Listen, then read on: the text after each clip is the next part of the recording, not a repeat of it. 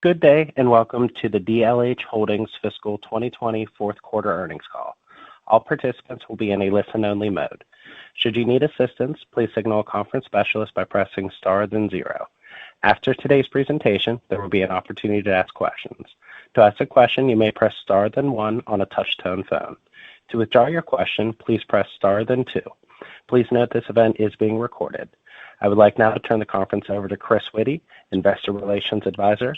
Please go ahead. Thank you, and good morning, everyone. On the call with me today is Zach Parker, President and Chief Executive Officer, and Kathryn JohnBull, Chief Financial Officer. The company's earnings release and PowerPoint presentation are available on our website under the Investor page. I would now like to provide a brief safe harbor statement, which is also shown on slide 2 of the presentation. This call may include forward-looking statements that relate to the company's outlook for fiscal 2021 and beyond. These forward-looking statements are subject to various risks and uncertainties that could cause actual results and events to differ materially from these statements. Please refer to the risk factors contained in the company's annual report on Form 10-K and in our other filings with the Securities and Exchange Commission. We do not undertake any duty to update any forward-looking statements. On today's call, we will be referencing both GAAP and non-GAAP financial measures. A reconciliation of our non-GAAP results to our reported GAAP results is included in our earnings release and in the investor presentation on DLH's website. President and CEO Zach Parker will speak next, followed by CFO Kathryn JohnBull, after which we'll open it up for questions. With that, I'd now like to turn the call over to Zach. Please go ahead, Zach. Thanks, Chris, and good morning to our friends and shareholders. Welcome to our fourth quarter and year-end conference call. The last 12 months have been a very active time for the company, setting the stage for continued solid operating performance in fiscal 2021. First, however, as we all know, 2020 has been a tumultuous year for our nation as well as our DLH employees throughout the world. One which saw major social and civil unrest ignited by a series of high-profile killings in Black communities, and of course, the onset of the coronavirus, which has become the worst global pandemic in a century. I'd like to take a moment to praise our courageous and truly mission-focused employees, whom throughout these difficult times have remained committed to the services that we provide to the underserved, our military, and our veterans. Throughout the pandemic, we have had over 1,000 essential personnel entering government facilities on a daily basis, braving the various challenges to deliver high quality and highly productive services to our customers throughout the country.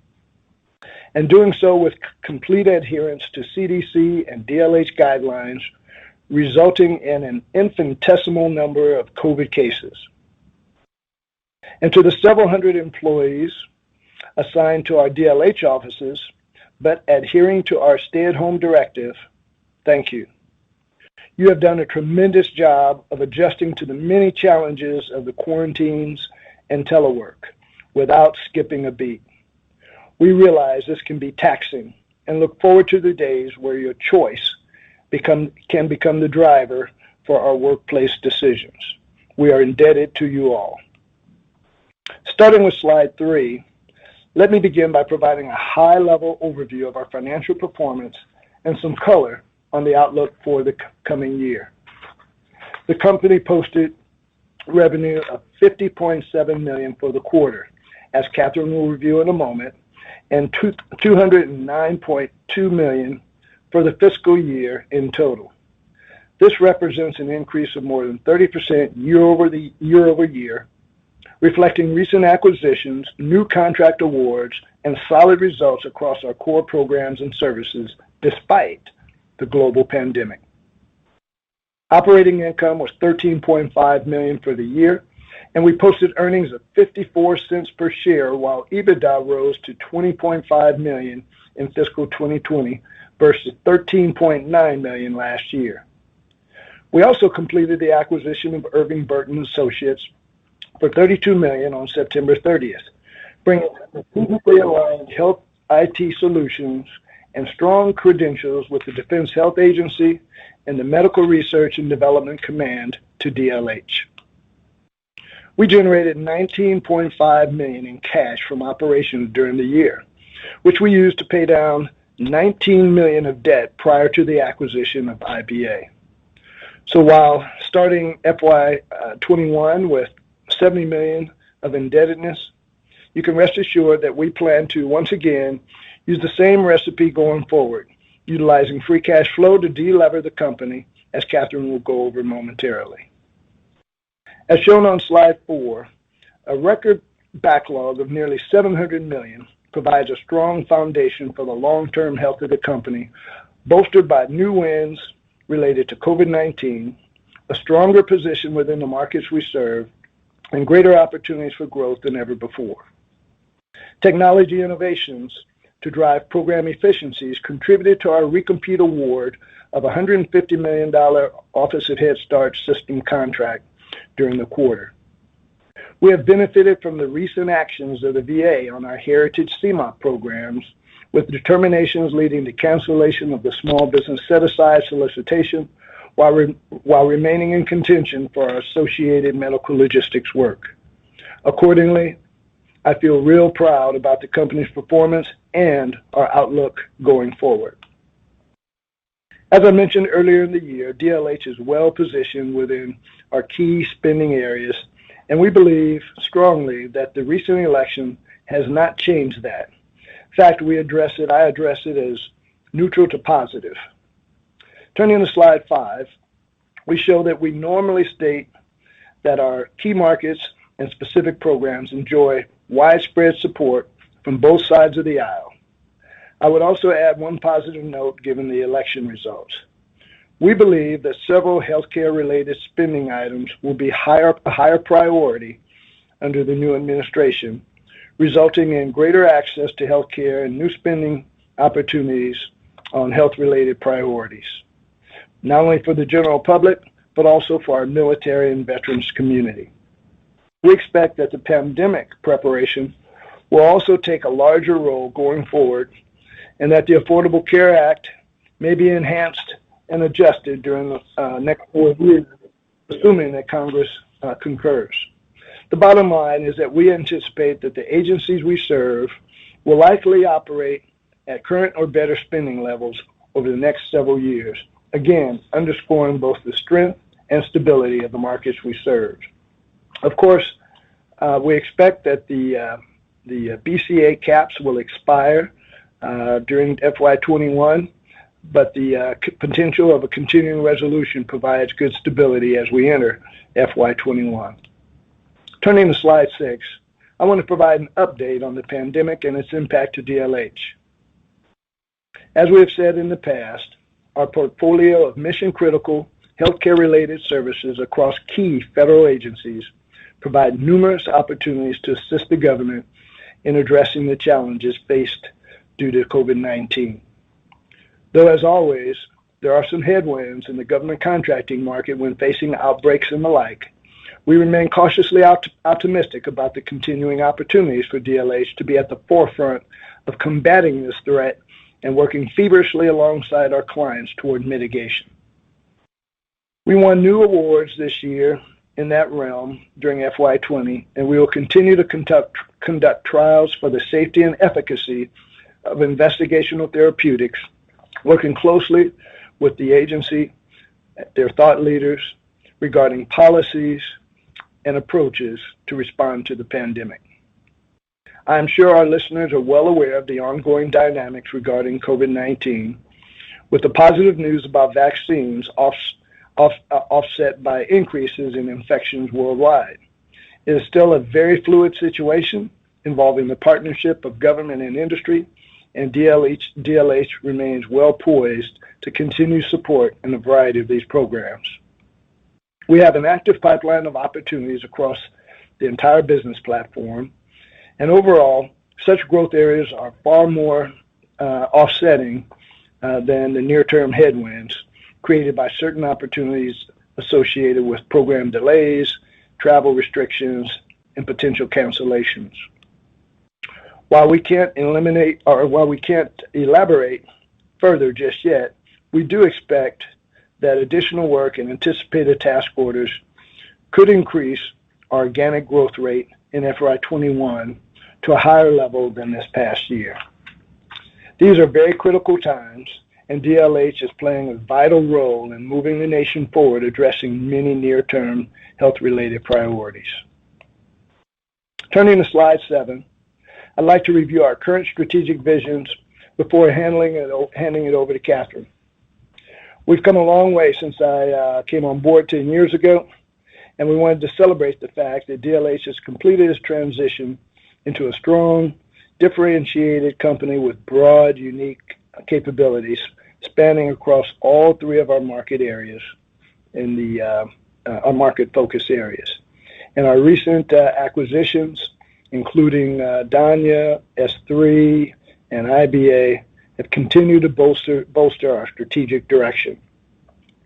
We're also rapidly developing our market presence in data analytics, artificial intelligence, and machine learning, and secure systems. The cyber community will also continue to be key as we position our Infinibyte cloud solution to expand in the digital transformation technologies. We are at the next stage of our development, and we'll look forward to organically growing as well as through acquisitions into an even greater technology-leading enterprise that can serve the health-related customers throughout the full life cycle of modernization. It is an exciting time here at DLH, but we won't be looking to grow just for growth's sake. Rather, our new capabilities and market pursuits will continue to be strategically aligned and continue to diversify the business base. We'll improve the lives of millions of Americans and ultimately increase the returns for our shareholders. Of course, we'll continue to utilize our operating cash flow to pay down the debt, to delever the balance sheet, and reduce the interest expense while investing appropriately in business development opportunities and technology enhancements. We're focused on the next decade, during which we will build upon what we've accomplished thus far, further transforming DLH into a leader in healthcare-related, technology-enabled, cloud-based solutions for key agencies in the federal government. Given our accomplishments in 2020, our investments coming in 2021, during this pandemic and global economic downturn, we are upbeat about the future and the opportunities for tomorrow. With that, I'd like to turn the call over to our Chief Financial Officer, Catherine Johnbull. Catherine? Thank you, Zach, and good morning, everyone. We're pleased to end the year on a strong note. Turning to slide 8, we posted revenue for the 3 months ended September 30th, 2020 of $50.7 million versus $54.2 million in the prior year's fourth quarter. This year-over-year revenue variance largely reflects deferrals in monitoring and compliance programs and a reduction of non-labor cost from the changing business conditions due to the ongoing pandemic. We anticipate revenue to grow organically in fiscal 2021 due to our new COVID-19 contracts and task order timing. Turning to slide 9, income from operations was $2.7 million for the fiscal 2020 fourth quarter versus $3.4 million last year. Adjusting for $0.9 million of acquisition expense, current period operating income improved year over year, notwithstanding the revenue delays previously mentioned. This reflects improved operating leverage on G&A costs and reduced depreciation and amortization. We reported net income of approximately $1.4 million or 10 cents per diluted share versus $1.6 million or 12 cents a share last year. Adjusted for acquisition expense of $0.9 million, net income would have been $2.3 million and earnings per share would have been 15 cents. The company recorded a $0.6 million provision for tax expense in the fourth quarter of both 2020 and 2019. Interest expense declined to $0.8 million in 2020 versus $1.2 million last year due to lower interest rates and lower outstanding debt for most of the period prior to the acquisition of IBA. Turning to slide 10, EBITDA for the 3 months ended September 2020 was $4.4 million and adjusted for acquisition costs was $5.3 million, in line with the prior year period. As a percent of sales, acquisition-adjusted EBITDA rose to 10.4% this quarter versus 9.8% last year. Reconciliations of GAAP net income to EBITDA and adjusted EBITDA are in our earnings statement and at the back of this presentation. Slide 11 shows the growth of our backlog since fiscal 2018. Our backlog grew over 66% in fiscal 2020, and we're pleased that this not only reflects recent acquisitions, but also speaks well of our base business. Organic backlog growth was fueled by the Head Start recompete, as Zach mentioned earlier, CMOP extensions, and other awards. As Zach indicated, we now have a much more diverse and balanced portfolio of programs and services and stronger revenue visibility for the upcoming fiscal periods. Slide 12 gives a snapshot of our debt position at the end of the fiscal year, reflecting the closing of our recent acquisition of IBA on the last day of the fiscal year. DLH generated $19.5 million in operating cash during fiscal 2020 versus $18 million last year, and we reduced our senior bank debt by $19 million during the past 12 months. This resulted in a remaining debt balance of $37 million prior to closing the IBA acquisition on September 30. Even with the new debt, our improved operating performance and higher EBITDA means that our leverage ratio, as calculated under our credit agreement, is approximately 2.8 times EBITDA, a substantially lower leverage ratio on similar net debt levels than after our last acquisition in June of 2019. As Zach mentioned, we'll continue our practice of using operating cash to pay down debt and expect debt levels of $50 to $52 million at the end of fiscal 2021. This concludes my discussion of the financial statements. With that, I would now like to turn the call over to our operator for questions. We will now begin the question and answer session. To ask a question, you may press star then one on your touch-tone phone. If you're using a speakerphone, please pick up your handset before pressing the keys. If at any time your question had been addressed and you would like to withdraw your question, please press star then two. At this time, we will pause momentarily to assemble our roster. Our first question comes from Joe Gomes with Noble Capital. Please go ahead. Good morning. Good morning, Joe. How are you? Doing well here. Hope everyone there is staying safe also. First question, I was wondering if you might be able to quantify for the quarter and maybe for the full year what the impact on the top line was for some of the pass-through revenues and the delays that occurred in the fourth quarter. Impact of which revenues? Of the absence of the pass-through revenues and some of the delays that occurred in the fourth quarter. What was that impact, in the top line for the quarter and the full year? I got that, Zach. Joe, let me just begin by indicating it, as you know, we did address it as it into our book of business in Q3, and it has continued, we'll say also into the fourth quarter, has had some impact as well as currently into our current quarter as well. So, Catherine, can you give some a ROM for Joe? Yes, exactly that. We're ROMing that at to $7 to $8 million, Joe. About $7 to $8 million. Mm-hmm. Yep. 7 to 8. Mm-hmm. Okay. That's very helpful. Hopefully, some of these restrictions we're able to lift some of these restrictions sooner rather than later, so we can get back to a normalized state of business. Yeah, we're all keeping our fingers crossed there, as you well know. It's at present though, we do expect that with the activities of the Thanksgiving holiday, we're really forecasting, as are the most models, that this week and next we'll see greater spikes, and potentially the same following the end of last year of December. So probably won't be seeing much regaining of that for Q1 and Q2, and hopefully we'll start to see some rebound after that. Okay.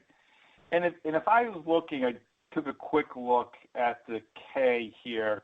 If I look at year-over-year growth, you had really nice growth in VA, really nice growth in the VA logistics part of it, but revenue year-over-year at Health and Human Services was down about 14%.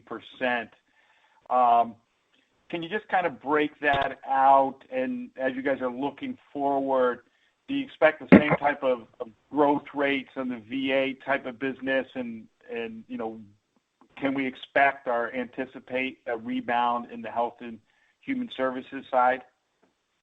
Yeah, Joe, I think you've accurately described the model that I expect to continue for at least another quarter or two. I think we'll continue to see that veterans will be held out of the communal areas in all of the VA hospitals and clinics throughout the country, and thus be far more dependent upon the mail order versions of satisfying their prescription needs, potentially even additional spikes as we look at distributions to our veterans once vaccines and expanded therapeutics come online. Similarly, of course, on the public health and life sciences arena, we're continuing to invest and double down towards the potential of expanding our large network of support team to really tackle and build a large sample base for COVID-19 therapeutics. And so we hope to see that part grow. I think it'll be relatively flat still in the market around our HHS related business. Just because, again, the nature of the business and how it seems to carry the brunt of the restrictions aspect in our book of business. Okay. And to clarify, that flat is in the Human Services and Solutions. Right. Correct. Right. Yeah. Right. Okay. And you mentioned it a little bit, Zach, on the call, but we are operating under a continuing resolution, at least for a couple of more days. Has you seen any negative or hopefully positive impact here in the current quarter of operating under the continuing resolution? Yeah, the CR is really kind of our friend. As much as I hate to describe that sort of state of affairs, there's a tremendous risk associated with, of course, closure. Tremendous risk of going into the caretaker state that the federal government could do. So we're really excited to see both the president and the other two sides of the government support CR.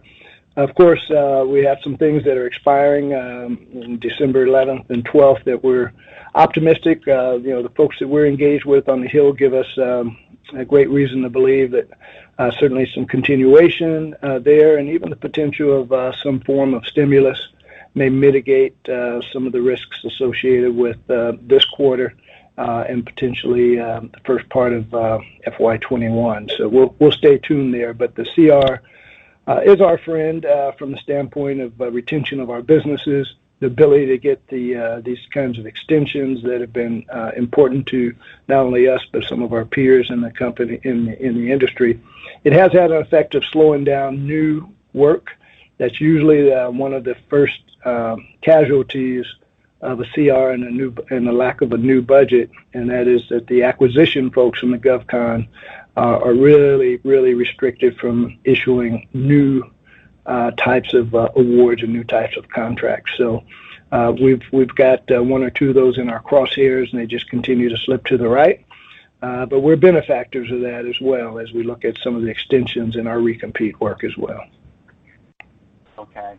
And one more for me, and then I'll hop back in queue. Accounts receivable, Catherine, you might be able to talk a little bit to that. I know that's something where it's been something we've been working on and reducing that, and it looks like it went up sequentially from the third quarter to the fourth quarter. So just trying to get a little more insight into the accounts receivable situation. Yeah, so some of that, so there was, as you point out, some sequential growth attributable principally to two factors. One is, of course, the acquisition. So our fourth quarter number includes the effect of the accounts receivable we acquired of about $3.5 million. Additionally, we had a switch in the dispersing office as a part of the Head Start recompete, and so just getting that process transitioned caused a little bit of build in accounts receivable. But all that in proper context, we still have a day sales outstanding less than 60, but it is an opportunity, as you imply, that for us to derive some additional operating cash flow, and so we know where that will go when it happens. Great. Thanks for the insight. Great year, and look forward to hopefully a better current year. And I'll get back in line. Thanks for your support, Joe. As a reminder, if you have a question, please press star then one to be joined into the question queue.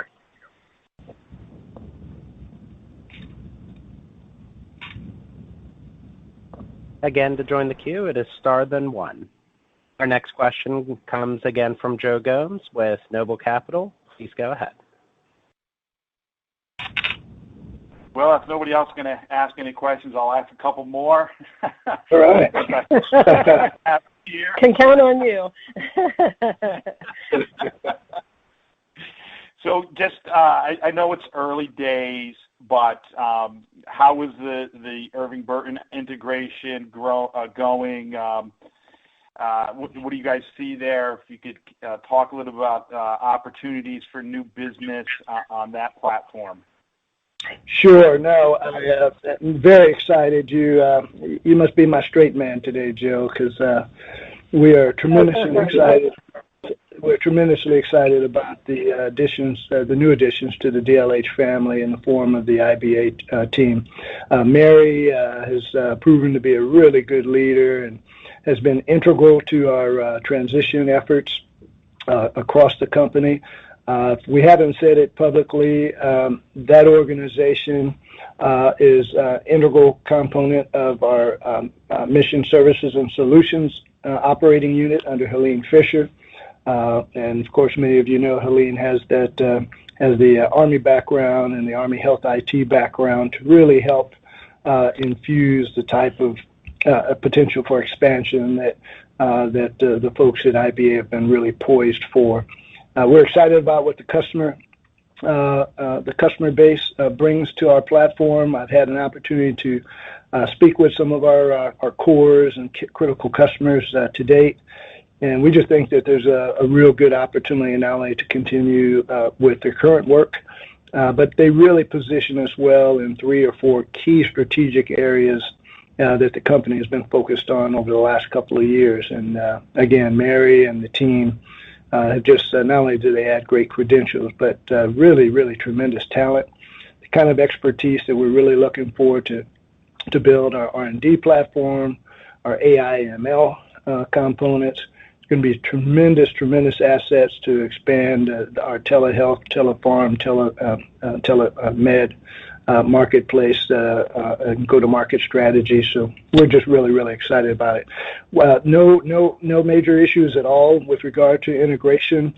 Catherine and her team have slated to fully complete the ERP component by the first of the year. So we're in the testing phase now, and thus far, no unexpected issues. So we're real excited about it, and we think it's coming along well. Great news. And one more on the Infinity Cloud. I mean, if you could just talk a little bit about more, as you know, where you see that product going. Are we making sales today on that, or is it still like kind of more in a trial type phase? Yes. I mean, it sounds like there's huge potential here. Just trying to get more of an idea of when we might start seeing that potential realized. Be careful, Joe. People are going to start thinking that I put you up to these questions here pretty soon. This is really an exciting one. As you know, we're really believing that now is the time to invest and to double down on our nation's commitment to secure environments, secure large-scale data analytics platforms. And InfiniBy Cloud is our entry there. As you know, we secured appropriate approvals as a FedRAMP marketplace provider earlier this year. And there are just a number of opportunities that we think we can offer especially in the upcoming future. To answer the second part of your question, yes, we have actually been providing it for some customers already. We are in the process of starting to implement it for another client. We've received requests for some other firms that do not have the capability, that also have a commitment to support our target agencies, including the VA and HHS.